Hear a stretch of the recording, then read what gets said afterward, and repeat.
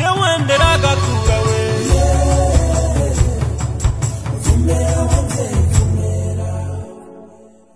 ku kibazo c'uwo yabuze ikopi avuga ati mbega none jewe ngiye kuba uwande ko jewe atana amanota afise ati nihagera remplacement jewe amanota nzoyakurahe.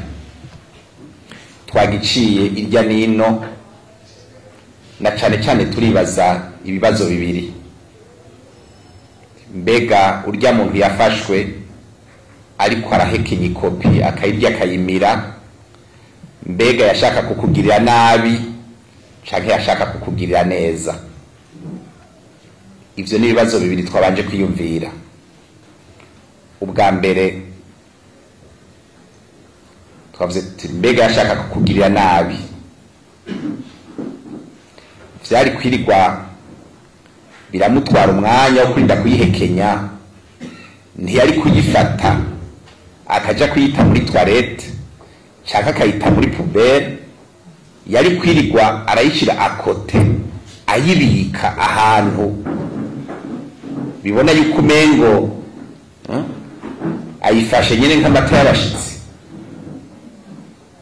Kubera iki? Yayishize ahantu abonye ko dese yayibonye agaca ayisimbirako akayirya.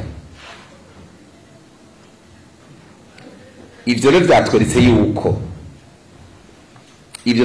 yuko ahubwo uwo muntu atashaka kukugirira nabi, ahubwo yariko ashaka yuko uronka akazi biciye mu manyanga.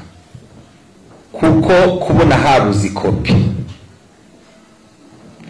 tugasanga urekamana umuntu umwe ni wewe wenyene, kandi nawe kugeza kuva ubimenya nta kete wigeze wandika yo kugira reclamation. Wewe ntiwigeze ugira reclamation kandi warabuze ikopi, ntibitahuritse. Ndazi neza yuko ata muntu n'umwe mu gihugu cyose yobura ikopi ngo agume atekanye. Wewe rero wosigura gute ko ikopi yawe yazimiye ukaguma utekanye? Ico catumye uguma utekanye nukubera wabonye yuko ujya mwari mwakinanye idiri yafashwe. Kuri iyo mvo rero reclamation yawe nta gaciro tuyiha. yewe nderagakura